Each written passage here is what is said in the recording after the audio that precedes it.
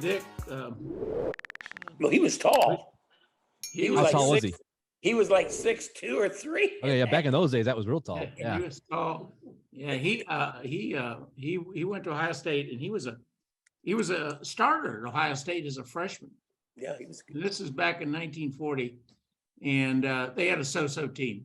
Turned out that the other 4 starters on the team were all seniors, and so the season's over. They're having a few beers together or whatever, and they said, we've such a good team, and it looked like, it was already war in Europe, and it looked like somehow, some way, the United States was going to get into the war, and they were saying, we ought to all go into the military together. We've been such a good team.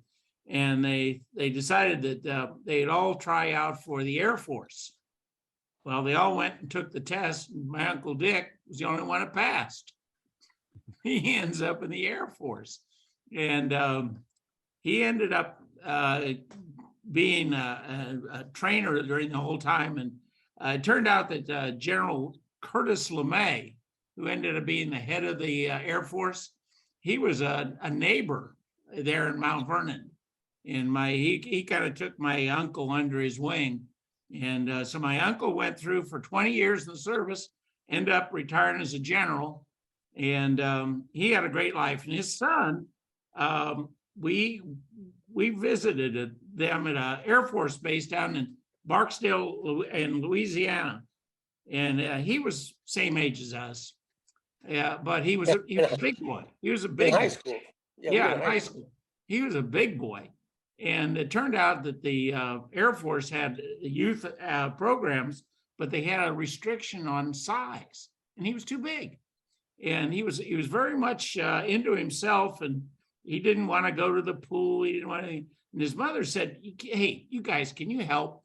And we went out. We got him a bathing suit. We went and grabbed him and threw him into a bathing suit. We're going to drag him off to the pool. He went nuts. And he said, look, I'll tell you what, if you guys can find a sport that I can play and nobody, I don't have to get in with a lot of people, I'll do it. Well, Tom and I were golfers. So let's go play golf.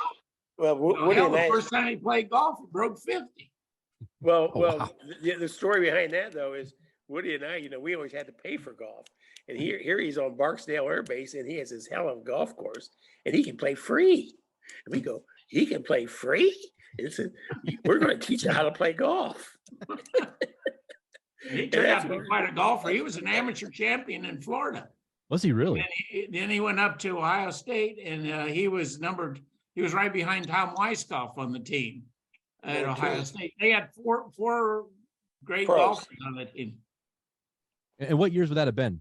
That was be like 64, 65, something like that. But he was a hell of a golfer. Well, then go ahead, tell him, Woody. Go on. He's Top Gun. He's a Top Gun. Oh, I didn't know that. Well, you didn't know Dick? No. Oh shit! So Dick, he joins the Air Force, and I don't know how that happened because his dad was in the Air Force, and all the other guys went pro in golf except him. Well, he was a hell of a golfer.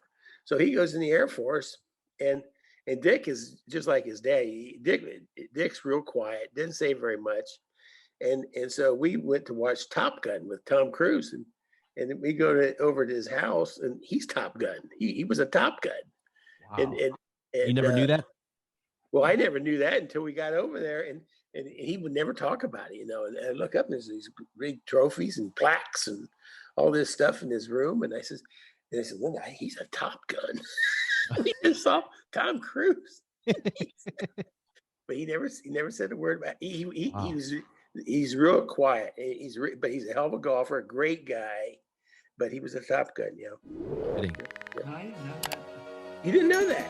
No. Yeah.